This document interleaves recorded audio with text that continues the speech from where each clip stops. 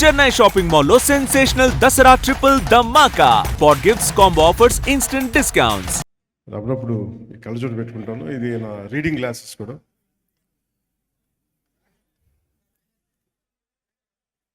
Settle down fast please. Harish, settle down. కూర్చోండి ఎంతసేపు.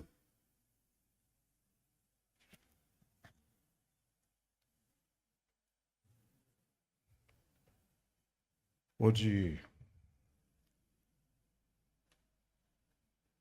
విజయం సందర్భంగా ఇక్కడికి విచ్చేసిన మీడియా మిత్రులందరికీ, స్నేహితులకి, సోదరులకి,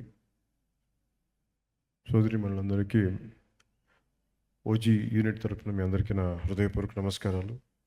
హృదయపూర్వకంగా స్వాగతం తెలుపుతున్నాను. మా అందరికీ ఇది చాలా చక్కటి అనుభూతి. చాలా అరుదుగా సినిమాలు హిట్ అవుతాయి, గ్రేట్ కలెక్షన్స్ ఉంటాయి, కానీ ఒక సెలబ్రేషన్ లాగా ఒక సినిమా రిలీజ్ అయితే జరగటం చాలా తక్కువ సార్లు జరుగుద్ది. అలాంటి అరుదైన అవకాశం మాకు లభించినందుకు మనస్ఫూర్తిగా ప్రేక్షకులందరికీ, అభిమానులందరికీ, కొన్ని దశాబ్దాలుగా మీరు ఎలా అయితే చూడాలనుకుంటున్నారో అలాంటి సినిమాని సుజిత్ గారి ద్వారా రావటం, తమన్ దానికి జీవం పోయటం వారందరికీ, అలాగే రవికి చంద్రన్ గారి అద్భుతమైన ఫోటోగ్రఫీ,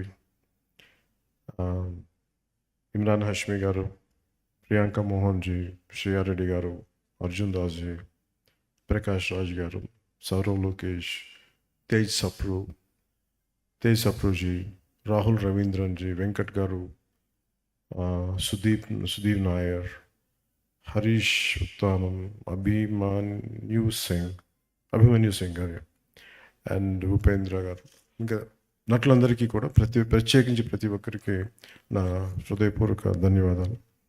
అలాగే యాక్షన్ మాస్టర్స్లో విజయ్ గారికి, పీరా హైన్స్ గారికి, దిలీప్ సుబ్రాయన్ గారికి, కెవిన్ కుమార్ గారికి, కీచా కంపాక్ ది థాయ్ ఫైట్ మాస్టర్ గారికి, జూజీ గారికి, సుప్రీం సుందర్ గారికి నా హృదయపూర్వక ధన్యవాదాలు తెలియజేస్తున్నాను. ఈ సినిమాలో ముఖ్య టెక్నీషియన్స్ అయిన సుజిత్ గారికి, తమన్ గారికి, నవీన్ నూలి గారికి, రవికి చంద్రన్ గారికి, ఏఎస్ ప్రకాష్ గారికి, రాఘవ్ గారికి, విఎఫ్ఎక్స్, ఉదయ్ గారికి, chief AD, Ashwin Mani creative director, Darshan and Neel, Pradeep and Abhilash, వాల్ స్ట్రెంట్, అందరికీ ప్రత్యేకించి తమన్ గారి టీంకి, ఎడిటింగ్ టీంకి, డైరెక్షన్ టీంకి మనస్ఫూర్తిగా మీ అందరికీ ధన్యవాదాలు తెలుపుతా ఉన్నాను. Is it okay if I speak few words? అంటే మేము అందరికీ కొంచెం, అంటే నాకు పొలిటికల్ స్పీచెస్ మాట్లాడి తక్కువలో చెప్పలేను నేను. ముందు థ్యాంక్స్ చెప్పిన తర్వాత మిగతా మాట్లాడుకుందాం.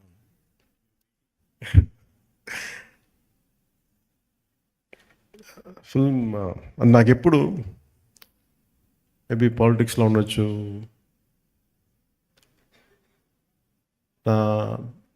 Story telling is a great art. ఒక కథని చెప్పడం, అది ప్రేక్షకుల దగ్గరికి అది రంజింపజేయడం ఇట్స్ ఎ గ్రేట్ ఆర్ట్. అది చాలా అరుదైన కళ. అది అందరికీ ప్రయత్నిస్తాం, కానీ ఒక రచయిత కూర్చొని ఒక పేపర్ పెన్నుతో రాసేయగలడు తన ఐడియాని, కానీ సినిమాలో ఒక రచయిత రాసింది చాలామంది క్రాఫ్ట్స్ కలిస్తే తప్ప రాదు. ఈరోజు అందరూ కూర్చోబెట్టి పవన్ కళ్యాణ్కి అభిమానులు వినటానికి, it is not just about Pawan Kalyan, it's not about me, నా గురించి కాదు. చాలామంది సమిష్టిగా కృషి చేస్తే తప్ప ఇలాంటి అరుదైన విజయం రాదు. అలాంటి అరుదైన విజయం ఇచ్చినందుకు ప్రతి ఒక్కరికి యూనిట్లు, right from lightmen, right from art assistant, right from production, మనకి సప్లై చేసే వాళ్ళందరికీ, అంటే దీనికి ఎన్ని 24 క్రాఫ్ట్స్. ఇది ప్రతి సినిమాకి ఇంతే కష్టపడి పనిచేస్తాం. ఒకసారి రిజల్ట్స్ వస్తాయి, ఒకసారి రిజల్ట్స్ రావు. నాకు సంబంధించినంత వరకు నేను ఎప్పుడు యాక్సిడెంటల్ యాక్టర్నే చెప్తాను. నాకు ఎప్పుడు సుజీత్ నేను ఎంత అర్థం చేసుకున్నాను, సుజీత్ని నా సుజిత్లో నేను కనిపిస్తున్నా. సుజిత్ నాకు ఇప్పుడు దాకా అంటే ఒక ఇంట్రెస్టింగ్ జర్నీ నాకు ఇది. ఒక ఇంట్రెస్టింగ్ జర్నీ. సుజిత్ కథ నాకు ఇప్పుడు దాకా చెప్పలేదు. మీకు సీక్రెట్ చెప్తాను. ఇప్పుడు దాకా నాకు చెప్పలే, ఎవరికి చెప్పలేదు కదా. ఈ ప్రాజెక్ట్ నా దగ్గరికి ఎలా వచ్చిందంటే, ఏదో మేము త్రివిక్రమ్ గారిని మాట్లాడుకుంటాం అంటే just about upcoming directors, young directors మాట్లాడుకుంటే సుజిత్ గారి ప్రస్తావన వచ్చింది. He has the capability, great capability అని ఆయన చెప్పారు. He being a director, he being a great writer. నాకు చాలా వండర్ అనిపించింది. సో అట్లాగా ప్రాజెక్టు స్టార్ట్ అయ్యి ఏదో చేయడానికి అంటే ఏదో ఒక మాటతో వచ్చి తను స్టార్ట్ చేశాడు. ఒక అంటే ఎలా చెప్తారంటే కదా, తను సార్ దగ్గర ఇంకొక ఐడియా ఉంది సార్. ఏంటి అంటే, అదే సార్ అది ఇలా అంటాడు ఫస్ట్. అది ఏంటిదని నేను చూస్తున్నాను అంటే ఒకడు ఉంటాడనమాట అంటాడు, ఏ కళ్ళు లైట్లు తగ్గుతున్నాయా, నా కళ్ళు డిమ్ అవుతున్నాయి, నాకు అర్థం కాదు, తగ్గుతున్నాయా నాకు చూపు మందగించిందని భయం వేసింది. ఒక అంటే ఇప్పుడు ఉదాహరణకి సార్ బ్యాక్ స్టోరీ సార్ అంటాడు. ఆహా అన్న, నాకు 5 నిమిషాల్లో నాకు నాకేం చెప్పాడు, విజువల్ ఫ్లో చూపించాడు, ఒక విజువల్ బుక్ చూపించాడు. ఇట్లా ఉండొచ్చు సార్ పాసిబ్లీ, ఇది థాట్ అని. అందులో ఏంటో ఒక సమురాయ్ కత్తి ఉంది, ఒక జపనీస్ డ్రెస్ ఉంది, ఒక గ్యాంగ్స్టర్లు పట్టుకున్న తుపాకులు ఉన్నాయి, కొన్ని దాంట్లో డైలాగ్స్ కూడా ఏం లేవు, ఓన్లీ విజువల్ ఉంది. నేను చూశాను. సరే నాకు అర్థం అవుతుందంటే నేను ఇంకొక 5 days తర్వాత వస్తాను సార్ మొత్తం ఐడియా పట్టుకొచ్చాను. కొన్ని 5 days తర్వాత పట్టుకొచ్చి కంప్లీట్ ఐడియా చెప్పాను, చెప్పలేదు నాకు. అదే ఇంకొంచెం ఎక్స్టెన్షన్ చేసి చెప్పాను. నాకు అంటే ఆ థాట్ చూసి నేను ఆ రోజు బుక్ అలా ఏదో ఫ్లో పెడితే నా కొడుకు వకీరా బుక్ చూసి క్వైట్ ఇంట్రెస్టింగ్, చాలా ఫ్యాసినేటింగ్ ఫీల్ అవుతున్నాడు. తెగ చూస్తున్నాడు, ఇది చాలా బాగుంది, ఇదే ఇదో ఇంట్రెస్టింగ్ ఉందనేది కాన్స్టెంట్గా అడిగింది. అప్పటికి రాశాడు ఓజీ, ది కాలింగ్ ఓజీ అని. నాకు అర్థం కదా.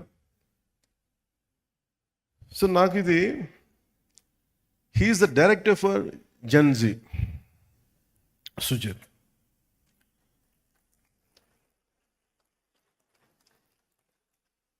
అంటే టఫ్ ఫిల్మ్ మేకింగ్. అంటే ఒకళ్ళకి మన మనసులో ఉన్న ఐడియాని, అంటే ఒక రచయిత కానీ దర్శకుడు కానీ ఇద్దరు ఒకటైతే ఏం ఆలోచిస్తారంటే, ఈ క్యారెక్టర్లో ఉంటే బాగుంటుంది, దానికి రీ రికార్డింగ్ ఉంటుంది, భావం అతని మనసులో తెలుస్తుంది, ఎవరికి తెలియదు. అది షార్ట్ ఇలా పెడతారు, చెప్పలేము అది అప్పటికి. సో నాకు ఇవన్నీ చూసి నాకు ఏమనిపించిందంటే, నా ఫార్మేటివ్ ఇయర్స్ నాకు గుర్తొచ్చినాయి, చాలా ఫార్మేటివ్ ఇయర్స్ గుర్తొచ్చినాయి. 2021లో ఉన్నప్పుడు నా మైండ్ అసలు ఎక్స్ప్లోడింగ్ ఉండేది విజువల్స్ తోటి. ఇప్పుడు ఎవరితోనో మాట్లాడతామంటే, నువ్వే కొత్త, నీ ఐడియాలు కొత్త, నువ్వేం పని చేస్తావు అనేవాళ్ళు మా ఇంట్లో. ఓ పని చేయి, నువ్వే యాక్ట్ చేసుకుని నువ్వే చేసుకో, ఇప్పుడు భవిష్యత్తులో చూద్దాం అప్పుడు.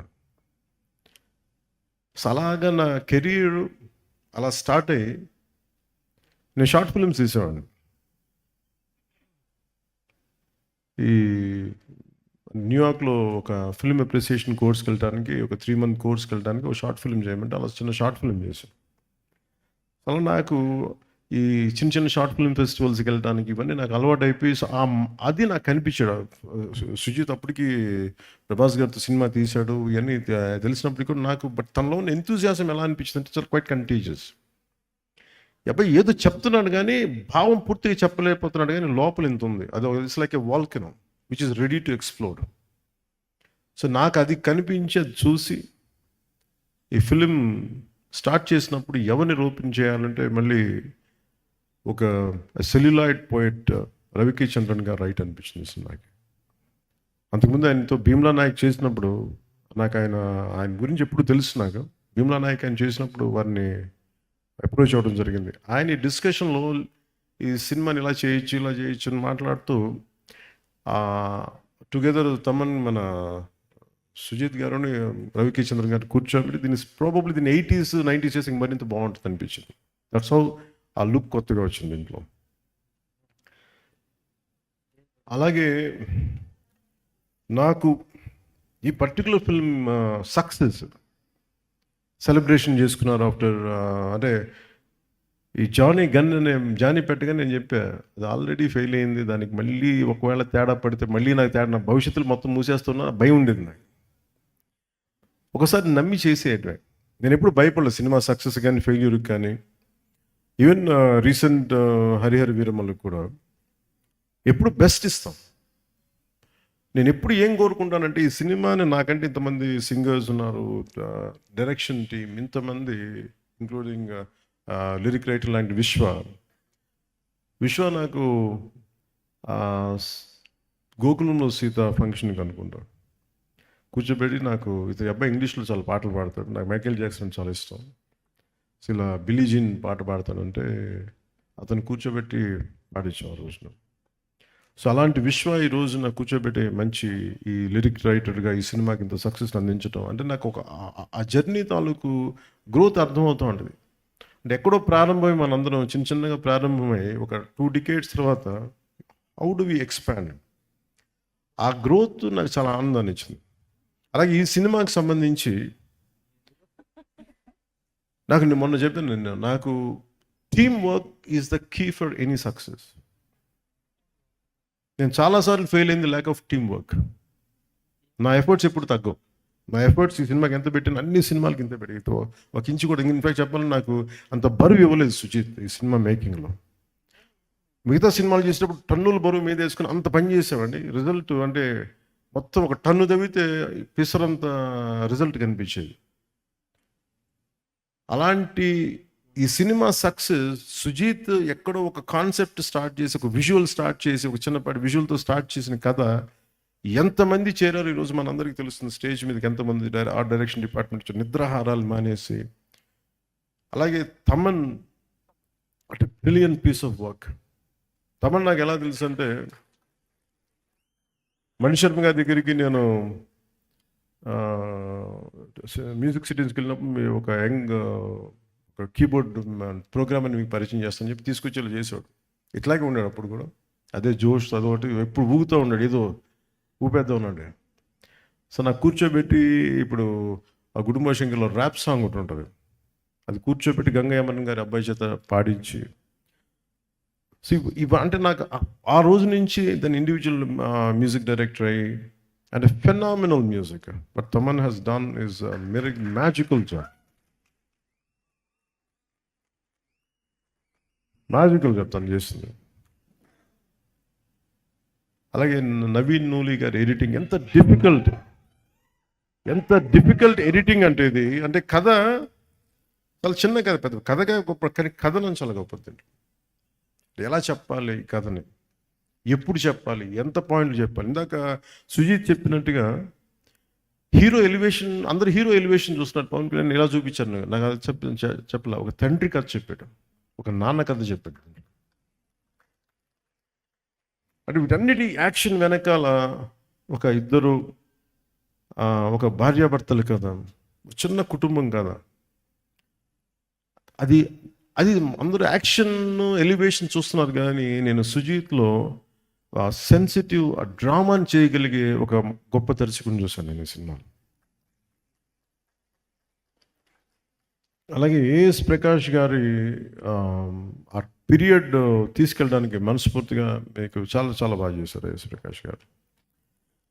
అండ్ మెయిన్గా చెప్పుకోవాల్సిందంటే దీంట్లో హెడెడ్ బై అశ్విన్, మన direction team headed by creative head Ashwin and rest of the direction team. మీరు ఎంత హార్డ్ వర్క్ చేశారు. ఎందుకంటే I wish I could had team like this when I was doing Johnny.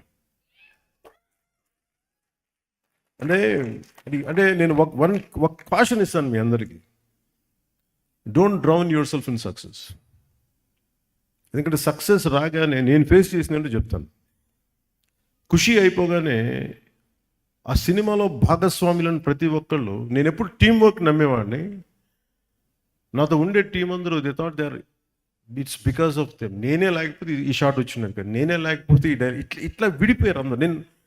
నాకు జానీకి స్టార్ట్ చేయకముందే నాకు తెలిసిపోతుంది టీమ్ స్పిరిట్ లేదు ఈ సినిమాకి. నిస్సహాయతతో తపన పడేవాడిని. అంటే ఈ సినిమా ఒక దర్శకుడు ఒక రైటర్ కూర్చోబెట్టి చేసేటప్పుడు ఆ ఇన్స్పిరేషనల్గా కథని తీసుకెళ్లేటప్పుడు ప్రతి ఒక్కరు పక్కనే ఉండాలి, ఇంకా బాగా చేయగలం, దీన్ని ఇలా చేద్దాం, ఈ చేద్దాం, ఇంకొంచెం ఇంప్రూవైజ్ చేద్దామా, లేదంటే ఆ డైరెక్టర్కి ఉన్న విజన్ని మిగతా వాళ్ళు కనుక వెనక్కి లాక్కుండా ఉంటే చాలు, you will take it forward.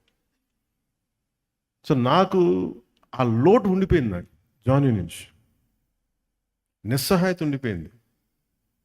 అంటే ఈ సినిమా తాలూకు ఏంటంటే ఒక స్టాండర్డ్ సినిమా కాదు, but it is an actual regular commercial cinema with lot of beautiful action sequences, drama, design, action అంటే well designed choreography, action choreography. కానీ ఎక్కడ కూడా ఒక ఫార్మాట్లో ఉండదు, ఒక రెగ్యులర్ కథలా మన తెలుగు సినిమాలో ఉండే కథలాగా నెరేటివ్ స్టైల్ అలా లేదు. అది తీసుకురావడంలో Sujeeth has done 200% job, fantastic. అంటే నేను బేసిక్ నేను యాక్టర్ కంటే నాకు మొదట నాలో రెస్పాన్స్ ఉండేది సినిమా చూస్తున్నప్పుడు, కానీ నేను ఈ సినిమా చూసినాలో ఒక టెక్నికల్ మనిషే ఉంటాడు బయట. సో నాకు యాక్టర్ కంటే ఫస్ట్ నాలో ఉండే ఈ టెక్నీషియనే ఉంటాడు ముందు. పాసిబిలిటీ ఉన్నప్పుడు చదువుతాను, పాసిబిలిటీ ఉన్నప్పుడు సినిమాలు చూస్తుంటాను. So quite updated, I keep on updating myself. అందుకు నాకు తమన్ని మన సుజీత్ని చూస్తూ ఉంటే what a brilliant young director అనిపించేది నాకు. వాట్ ఎ బ్రిలియంట్ గా. అంటే దానికి ఇందాక తను చెప్తా, నేను ఇది ఫస్ట్ నేను జానీ అని రాశానంటే అలా చెప్పుంటే సినిమా చేసేవాడిని కాదేమో నేను. ఎందుకంటే సక్సెస్తో అంటే కాకపోతే తను నాకు ఎక్కడో నా జీవితంలో ఒక చిన్నపాటి ఒక గిల్ట్ ఉంటుంది, ఇంకొంచెం తప్పన పడి చేస్తుండాల్సింది, నేను ఇంకొంచెం అందరినీ నో చెప్పి చేస్తుండాల్సింది అని ఎప్పుడో గిల్ట్ ఉంటుంది నాకు. ఆ లోటుని సుజీత్ తీర్చాడు నాకు ఈరోజు.